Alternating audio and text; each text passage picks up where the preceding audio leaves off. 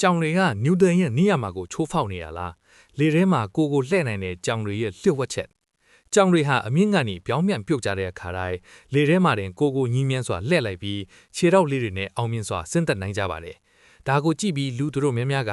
ကြောင်မှာအသက်6ပါးရှိလို့ပြောတတ်ကြပေမဲ့တကယ်တော့ဒါဟာအန်အောစရာကောင်းတဲ့ဇီဝစက်မှုအသက်ပညာ biomechanical trick တစ်ခုဖြစ်ပါတယ်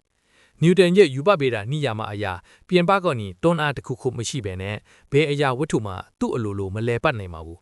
ဒါဆိုဘာအထောက်ပံ့မှမရှိတဲ့လေထဲမှာကြောင်တွေကဘလိုမျိုးကိုလှည့်ပစ်လိုက်တာလဲဒါဟာသိပ္ပံပညာရှင်တွေကိုနှစ်ပေါင်းများစွာခေါင်းချောက်စေခဲ့တဲ့ပု္ပ္ပစာတစ်ပုဒ်ဖြစ်ခဲ့ပါတယ်အာကာသတွေကဆွေးရမရှိတဲ့နေရာတွေမှာစမ်းသပ်ကြည့်တဲ့အခါမှာတော့အဖြေကိုသိရှိခဲ့ရပါတယ်ကြောင်တွေဟာနိယာမကိုချိုးဖောက်တာမဟုတ်ဘဲလိမ်မာပါနေတဲ့နီလန်းနဲ့အတုံးချသွားတာပါ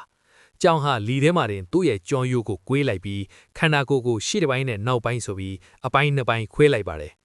ရှေ့ပိုင်းကိုတစ်ဖက်လှည့်လိုက်ချိန်မှာနောက်ပိုင်းကိုစန့်ကျင်ဘက်အရက်သို့လှည့်ပစ်လိုက်ပါတယ်ဒီလိုစန့်ကျင်ဘက်လဲပတ်မှုနှစ်ခုဟာတစ်ခုနဲ့တစ်ခုအပြန်အလှန်ထိန်းညှိ cancel အောက်ပေးတာကြောင့်နျူတန်လက်နိယာမကိုလည်းမချိုးဖောက်သလိုဖြစ်စေပါတယ်ပုံမှန်ကြည့်လိုက်မယ်ဆိုရင်တော့ကြောင်ဟာလေထဲမှာလှည့်လိုက်သလိုမျိုးထင်ရပေမဲ့တကယ်တော့ဒါဟာသူတို့ရဲ့အလွန်ပြိုပြန်းတဲ့ကြောရုံနဲ့လင်းမြန်တဲ့အိုးနောက်တုံ့ပြန်မှုကြောင့်ချက်ပါတယ်